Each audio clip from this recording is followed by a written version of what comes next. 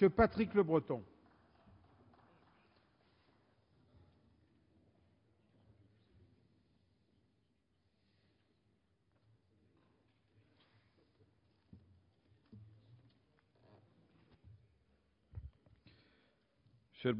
Monsieur le Président, Monsieur le Ministre, mes chers collègues,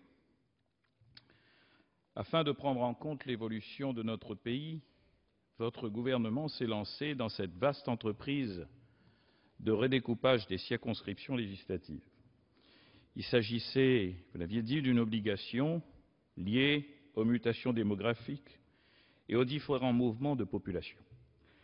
L'opportunité de prendre en compte ces changements est donc justifiée. À La Réunion, cela s'est traduit par la proposition de créer 2 nouvelles circonscriptions, ce qui est pure logique considérant l'augmentation importante de notre population. Toutefois, si un réajustement de la délimitation des circonscriptions s'avérait nécessaire, la manière dont vous avez procédé ressemble davantage à la vaste opération de charcutage que nous n'avons cessé de souligner depuis de nombreux mois. Parmi les vertus dont vous vous parez, Monsieur le Ministre, vous évoquez le courage politique qu'il faut pour conduire une telle opération. Cette qualité, je vous l'accorde bien volontiers. Il vous fallait en effet faire montre d'un réel courage pour procéder à une telle opération, si orientée, si partisane. Les seules vertus que vous auriez dû avoir, ce sont la rigueur, l'honnêteté et cet esprit républicain que tout le monde loue ces derniers jours. Ce courage dont vous parlez, c'est qu'effectivement, alors que nous sommes à mi-mandat, qu'au couac permanent de votre majorité succèdent des camouflets répétitifs et que vous ne pouvez que constater l'effritement de votre électorat, vous tentez de la bien pire des manières de fausser les règles de désignation des parlementaires pour ne pas sombrer en 2012. Voilà en quoi vos agissements peuvent sembler courageux.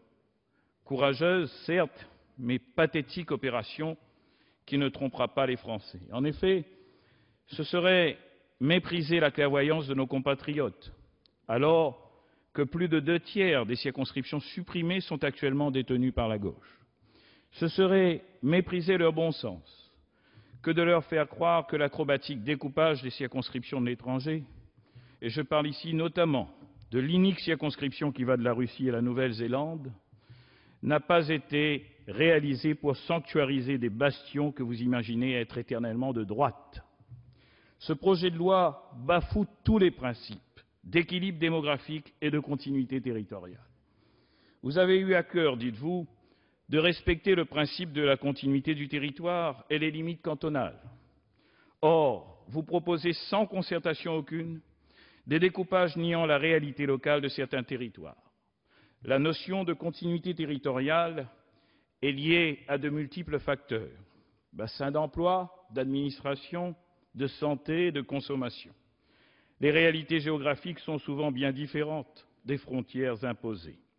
Vous me permettrez d'ailleurs, mes chers collègues, de remarquer que cette manière de faire a une filiation directe avec le découpage des frontières africaines à la fin du XIXe siècle par les pouvoirs colonisateurs. Votre courage, c'est donc d'oser une vaste opération de charcutage pour conserver le pouvoir. La 4e circonscription de La Réunion, mais La Réunion, c'est presque une confetti géographique, je n'ose dire géopolitique de l'Afrique. La 4e circonscription de La Réunion, dont j'ai la responsabilité, est un merveilleux exemple de la manière dont vous avez procédé. Actuellement, cette circonscription repose sur un savant équilibre de zones urbaines et d'une zone rurale. Une zone appelée le Sud Sauvage, qui comprend les communes de Petite-Île, Saint-Joseph, dont je suis le maire, et Saint-Philippe, prolongé par Sainte-Rose à l'est, et également de Saint-Pierre. Les problématiques de développement rural se posent dans les mêmes termes pour l'ensemble de la micro-région. Les synergies et les actions communes sont nombreuses. Nonobstant, vous proposez d'en retirer 2 cantons, Sainte-Rose et Saint-Philippe. Si Saint-Philippe appartient pleinement au Sud Sauvage, Sainte-Rose est une commune de l'Est, Monsieur le Ministre. Saint-Philippe et Sainte-Rose sont naturellement séparés par les coulées volcaniques du Piton de la Fournaise. Il est fréquent que ces coulées viennent couper la seule route qui relie Sainte-Rose au reste de la 4e circonscription, au lieu dit le Grand Brûlé.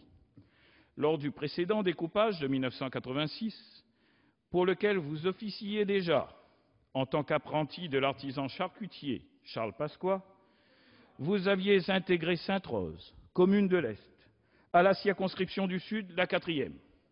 C'était déjà à l'époque un non-sens au regard de la configuration géographique des lieux.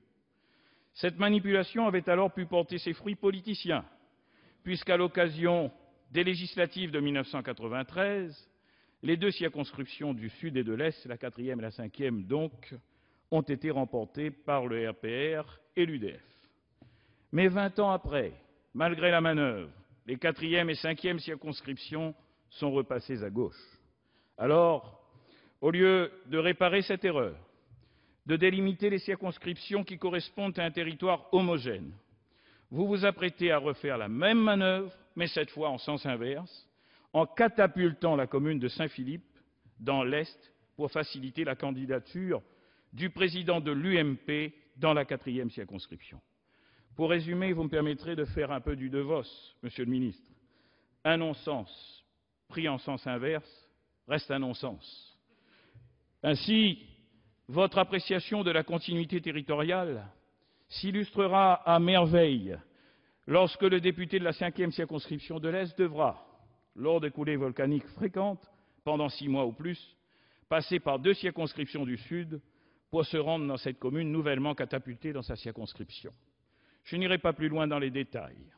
Monsieur le ministre, un découpage électoral méprisant à ce point la réalité territoriale ne pourra qu'être sanctionné par les Réunionnais qui ne sont pas dupes de la manipulation politicienne que vous orchestrez tous les 20 ans pour corriger le rejet grandissant de votre politique.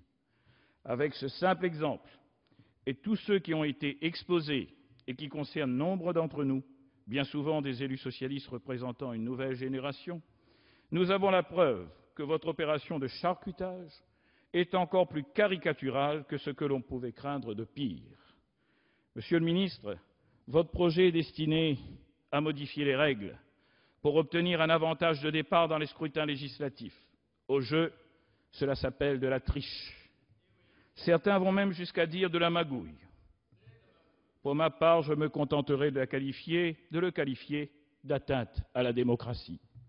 L'exercice auquel vous venez de vous livrer et qui se traduit par le présent projet de loi en est hélas une brillante illustration et n'est pas à votre honneur. Le seul courage que je vous reconnais, c'est donc d'oser tricher et piétiner l'intérêt général au vu et au su de tous les Français pour vous approprier le pouvoir. Merci. Prochaine séance demain, 15 h. Questions au gouvernement. La séance est levée.